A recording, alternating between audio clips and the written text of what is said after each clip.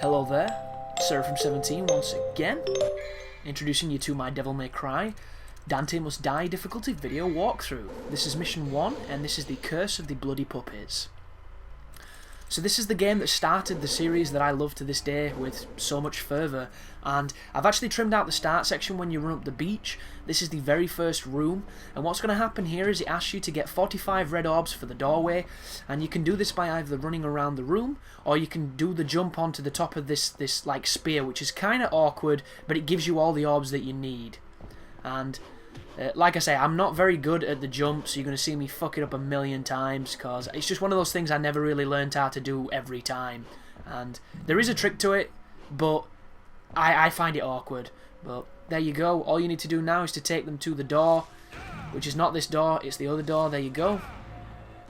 And then once you're through there, you're going to be introduced to the more Resident Evil features of the original Devil May Cry. So, if you're coming off of the third game to play this one's going to feel really different, because Dante is a different character in this game. He's got combos, but he doesn't have nowhere near the criteria of, you know, the vocabulary of weaponry that he has on the other games. And this is because this was a lot more simple, a lot more methodical. Do not confuse that with there is not as much strategy or as technique. There's just as much, it's just in a more, you know, focused and simplified version. And the enemies on this game are amazing because they have so many different attacks. There are so many, you know, permutations of what they can do. It's just such an interesting and unique game, and it's my favourite by far. But the guy you don't want to fuck with is this guy down here. This is a fetish, and this dude takes a beating, and he'll also block your sword with his kind of like pinwheel, firewheel thing. So just be really careful of those. One thing to mention here, this is, you have to unlock these difficulties by going through the game, and that's why I have a lot of life and I have all the items and all the weapons and stuff. I'm not going to be using any items up until mission 22, which is the hardest mission of the game. So you're going to be able to get through the game without relying on items, it's just going to be relying on your abilities. And oh, watch out for that. That guy does some sick damage. And the moves I'm going to be doing to take care of pretty much all the fodder on the game are going to be the grenade cancelling with the grenade launcher. And to do this, all you have to do is when you fire the grenade launcher, do a sideways roll afterwards. And to do a sideways roll or a jump, either one will work. You have to press left or right from the direction Dante is facing and the jump button. The jump is just the same, it's just sometimes you can be a little bit more vulnerable with the jump. And what it's going to do is it's going to get rid of the frames of recovery from shooting the grenade and enable you to fire it a lot more.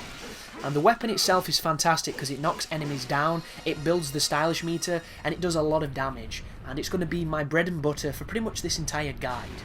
So you're going to see this right now. You're going to see me premiere the shoot cancelling or the grenade cancelling. So you fire, you roll, you fire, you roll. Not only are you mobile and hard to hit, but you do massive damage in a very short amount of time. So just get used to this, get used to the mechanic of it, get used to the lock-on and everything.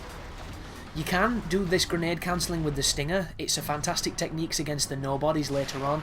Shoot the grenade launcher, do a stinger, shoot the grenade launcher, do a stinger. You know, repeat ad nauseum. And just have fun, because this is such a good game. And I am by no means all that good at this one. In fact, I've only beat this game twice on Dante Must Die compared to some of the other games. And this is the game I've beat the least, even though I love it the most, and it's just because it's one of those, I don't know why I never really played this one as much as I played 3. I think because of 3, I was always constantly trying to do, you know, better moves and different styles and things, and when you came back to this, the buttons were different. And, like, it was a different button to use your sword, it was a different button to jump, and it really threw me off, so I didn't really play this one too much, but this is such a good game, guys, it really is. But that's the first level anyhow. Thanks for watching, and you take care now.